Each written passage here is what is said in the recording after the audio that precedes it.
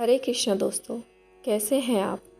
आज हम बात करेंगे कि संसार में सबसे बड़ा क्या है और भगवान किन मनुष्य को सबसे अधिक पसंद करते हैं। एक राजा बहुत बड़ा प्रजापालक था। हमेशा प्रजा के हित में प्रयत्नशील रहता था। वह अपना सुख ऐशो आराम सब छोड़कर सारा समय जन कल्याण में ही लगा देता था। यहाँ तक कि जो मोक्ष का साधन है अर्थात भगवत भजन, उसके लिए भी वह समय नहीं निकाल पाता था।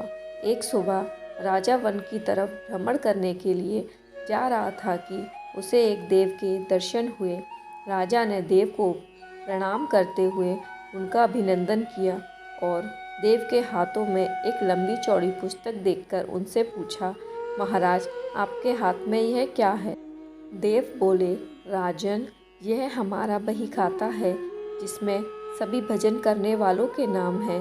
राजा ने निराशयुक्त भाव से कहा, कृपया देखिए तो इस किताब में कहीं मेरा नाम भी है या नहीं।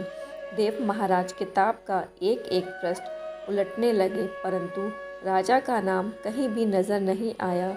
राजा ने देव को चिंतित देखकर कहा, महाराज, आप चिंतित ना हो, आपके ढूंढने में कोई भी कमी नहीं है। वास्तव में यह मेरा दुर्भाग्य है कि मैं भजन कीर्तन के लिए समय नहीं निकाल पाता और इसलिए मेरा नाम यहाँ नहीं है। उस दिन राजा के मन में आत्मग्लानि सी उत्पन्न हुई, लेकिन इसके बावजूद उन्होंने इसे नज़रअंदाज कर दिया और उन्हें परोपकार की भावना के लिए दूसरों की सेवा करने में लग गए। कुछ दिन बाद राजा फिर सुबह वन की तरफ टहलने के लिए निकले तो उन्होंने वही देव महाराज के दर्शन हुए। इस बार भी उनके हाथ में एक पुस्तक थी। इस पुस्तक के रंग और आकार में बहुत भेद था और यह पहली वाली पुस्तक से काफ़ी छोटी भी थी। राजा ने फिर उन्हें प्रणाम करते हुए पूछा, महाराज, आज कौन सा बही खाता आपने हाथ में लिया हुआ है। देव ने कहा, राजन, आज के बही खाते में उन लोगों का नाम लिखा है जो ईश्वर को सबसे अधिक प्रिय हैं।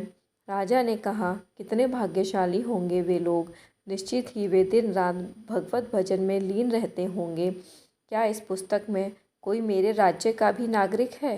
देव महाराज ने बही खाता खोला और ये क्या, पहले पन्ने पर ही राजा का नाम लिखा हुआ था। राजा ने आश्चर्यचकित होकर पूछा, महाराज, मेरा नाम इसमें कैसे लिखा हुआ है। मैं तो मंदिर भी कभी कभार ही जाता हूँ। देव ने कहा, राजन, इसमें आश्चर्य की क्या बात है। जो लोग निष्काम होकर संसार की सेवा करते हैं, जो लोग संसार के उपकार में अपना जीवन अर्पण करते हैं, जो लोग मुक्ति का लोभ भी त्याग कर प्रभु के निर्बल संतानों की सेवा सहायता में अपना योगदान देते हैं, उन त्यागी महापुरुषों का भजन स्वयं ईश्वर करता है। ए राजन, तू मत पछता कि तू पूजा पाठ नहीं करता, लोगों की सेवा कर। तू असल में भगवान की ही पूजा करता है। परोपकार और निस्वार्थ लोक सेवा किसी भी उपासना से बढ़कर है। देव ने वेदों का उदाहरण देते हुए कहा, अर्थात कर्म करते हुए 100 वर्ष जीने की इच्छा करो तो कर्म बंधन में लिप्त हो जाओगे। राजन, भगवान दीन दयालु हैं, उन्हें खुशामद नहीं भाती बल्कि आचरण भाता है। सच्ची भक्ति तो यही है कि परोपकार करो, दीन दुखियों का हित साधन करो।